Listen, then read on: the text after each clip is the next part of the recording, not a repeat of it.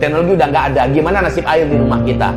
Orang yang punya cadangan air sumur, dia akan bebas dari masalah yang berat ini. Ya, sumur kita gali kembali. Yang dulu pernah kita sumbat, kita tutup, hidupkan kembali, Pak. Ya, terus toh ketika air putus segala macamnya, hari-hari sekarang masih bisa kita manfaatkan air sumur itu, insya Allah. Terus ini mengemaskan dan memperakkan uang kertas kita yang hari ini. Saya sudah jelaskan subuh tadi. Di mana masjid kita subuh tadi?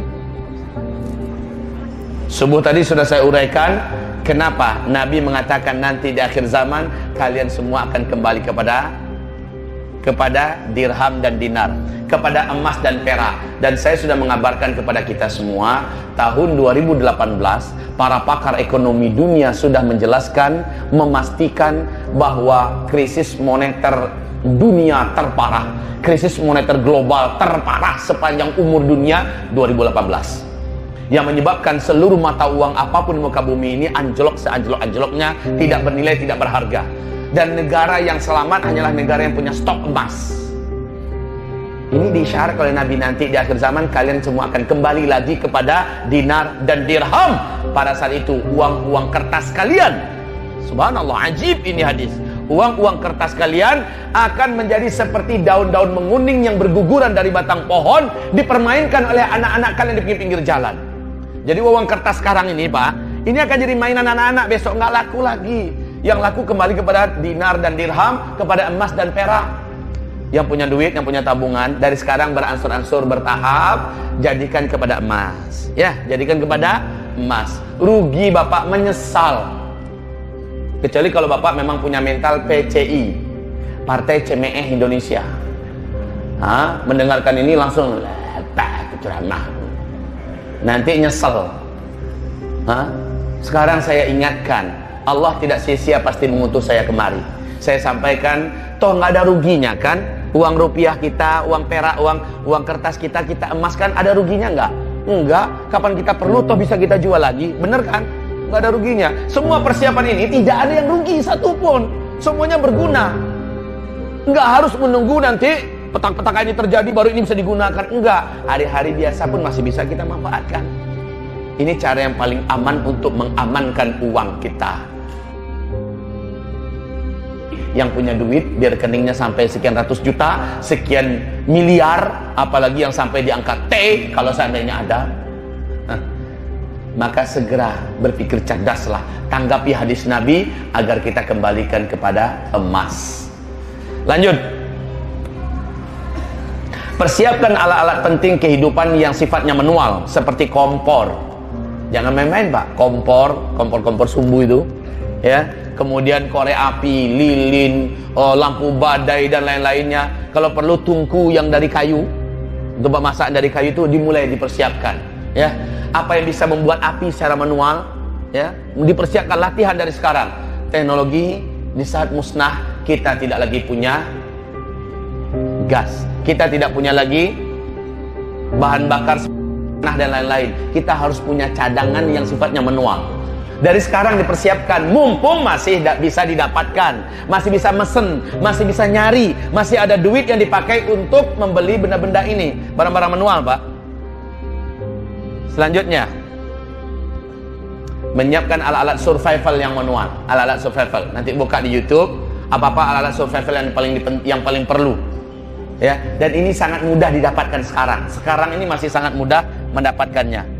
Kemudian masker dan kacamata. Masker yang bagus, Pak. Ya, masker ini pun berguna ketika macam asap tebal dulu. Ini berguna, bisa kita pakai. Tapi kegunaan masker ini yang paling utama adalah saat dukhan terjadi. Saat dukhan terjadi, Bapak tahu betapa sulitnya kita menghirup udara yang baik. Saat itu masker yang bagus bisa menjadi pelindung kita. Mata kita akan perih oleh dukhan, maka bisa dipakaikan kacamata renang yang bagus. Yang paling bagus itu adalah masker yang dipakai oleh pemadam kebakaran. Ini memang benar-benar bagus, ya. Tapi harganya juga bagus. Satu masker itu kalau nggak salah berapa? 2 juta ya? 2 juta. Saya udah susah nyari-nyari, oh ternyata harganya 2 jutaan. Yang murah-murah juga ada, 150.000, 250.000. Dan masker ini yang standar saja 250.000 udah bagus sekali. Itu bisa Bapak bawa untuk bawa motor, ya kan? Artinya sehari-hari masih bisa dipakai. Baik kaum muslimin, kalau seandainya Bapak mau mengadakan ini bagus, enggak juga enggak masalah, ya. Saya ini mengatakan tadi, materi ini, persiapan materi ini fungsinya 5-10% saja untuk menolong kita. Ada bagus, enggak ada masalah, ya. Terus, memiliki alat-alat bela diri yang manual. Seperti apa? Samurai, double stick, baju anti senjata tajam. Alat-alat bela diri yang sifatnya manual. Dan kalau sudah punya apa? Latihan bagaimana cara mahir menggunakannya. Buat apa dipajang banyak-banyak? Datang musuh itu dirampoknya duluan. Musuh nggak takut karena kita sekedar majang doang. Tapi musuh takut walaupun senjata manual biasa, tapi kita mahir menggunakannya, musuh takut, Pak. Begitu. Nah, hamba-hamba Allah yang kami muliakan, jadi siapkan ini senjata manual yang sifatnya nggak terlarang menurut hukum dan undang-undang yang berlaku di negeri kita. Baik kaum muslimin, belajarlah samurai, belajarlah pelajaran ninja, belajarlah pelajaran seni bela diri menggunakan senjata toya, bagaimana cara menggunakan double stick dan sebagainya. Belajarlah Pak, sekarang masih mudah mendapatkan dan mengakses ilmu-ilmu bela diri yang bagus dan berguna itu. Ketahuilah hari ini, setiap hari, setiap minggu, setiap bulan di Vatikan Roma, di Eropa, di Amerika, para pemuda sedang latihan bela diri dengan pedang. Latihan bela diri dengan senjata tajam ini, senjata itu. Mereka sadar, di kitab mereka juga ada, di Injil ada, bahwa perang akhir zaman akan menggunakan senjata manual. Tidak ada salahnya kalau kita juga melakukan persiapan yang sama, cuman dengan cara-cara yang elegan dan legal, ya. Jangan sembunyi-sembunyi. Kalau bisa memanah, jadilah targetkan menjadi seorang pemanah, atlet pemanah, ya. Sembunyi kalau Bapak mana ada jenggot teroris Bapak. Bahaya. Jadi harus elegan, harus legal, ya. Pakai payung hukum yang ada agar yang kita lakukan memang di bawah pengawasan dan pengawalan hukum yang berlaku di negeri ini. Lanjut. Alat dan obat-obatan tibbun nabawi seperti bekam dan segala perangkatnya, alat-alat, dan juga harus pandai cara menggunakannya. Bapak tahu rumah sakit nanti banyak yang tidak bisa beroperasi, dan saat itu bekam, kata Nabi, bisa menyembuhkan apapun penyakit yang bisa disembuhkan oleh obat-obatan. Maka belajarlah berbekam. Kemudian yang lain lagi, yaitu sudah saatnya dari sekarang, dan ini yang masih saya rasa agak berat kaum muslimin melaksanakannya, padahal ini paling penting.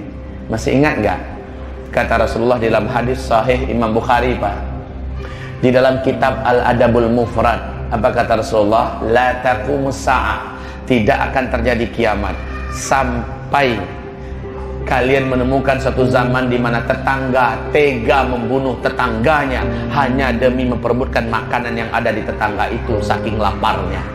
Masih ingat hadis ini? Tidak akan terjadi kiamat sampai tetangga membunuh tetangganya. Nah, yang berani membunuh tetangga ini tentu saja tetangga yang tidak beriman. Dia akan membunuh tetangganya, nggak peduli mau wali Allah kayak mau siapa, asal ada makanan pada tetangga itu dia akan bunuh tetangga demi memperebutkan makanan yang ada di tangan tetangga. Ini adalah hari-hari kelaparan besok ini Pak, ke depan. Supaya itu tidak terjadi, tetangga kita haruslah orang-orang yang beriman. Sepahit apapun mereka tidak akan menyakiti saudaranya, bahkan akan saling melindungi. Satu komplek ini, satu pedusunan muslim ini akan saling jaga-menjaga dari serangan para gangster-gangster yang akan datang dari luar, para perampok-perampok yang datang. Para pemudanya siap pasang badan, siap dengan senjata yang ada, sementara ibu-ibu dan anak-anak terjaga di belakang sana. Itu komunitasnya harus dibentuk dari sekarang. Makanya coba lihat ini, jika sudah dekat. Lihat itu, jika sudah dekat itu tandanya apa?